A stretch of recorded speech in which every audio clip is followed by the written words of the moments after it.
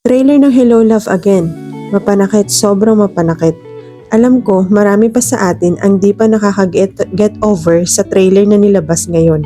Ito na nga po yung nasabi ko sa isa kong video na na-upload ko po dati na may theme song na Let Go ng December Avenue kasi nga tama yung nasabi ko na may magle-let it go isa sa kanila ni Ethan at Choi. Isa sa kanila ang may napagod. Tingin ko lang po ito isang opinion lang po.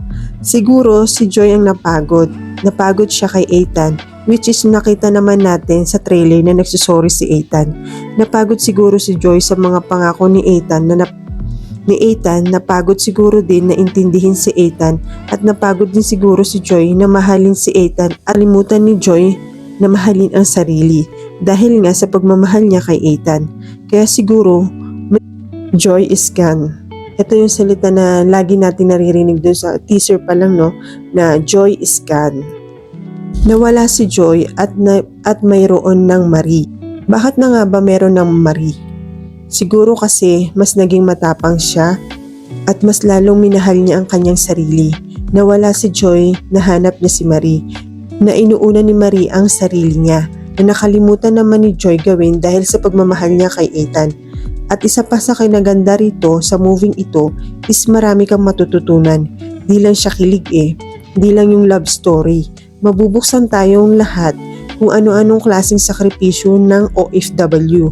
Matututunan din natin about self-love at sacrifice.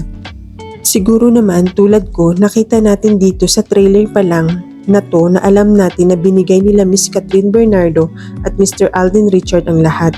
Sakripisyo, dugot pawis, luha. Yun po ang mga pinundar ni Miss Catherine Bernardo at Mr. Alden Richard. Pinaghirapan nila itong pelikulang to para mapasaya at masatisfied ang mga manonood nito. Isa pa rito, nakakuha ng atensyon ko is parang pinapakita ng pelikulang ito kung hanggang saan ka lalaban at kung hanggang saan ka susuko. Grabe, mapanakit talaga yung pelikulang ito.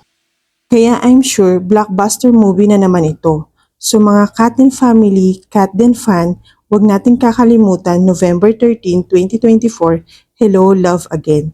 Thank you and God bless.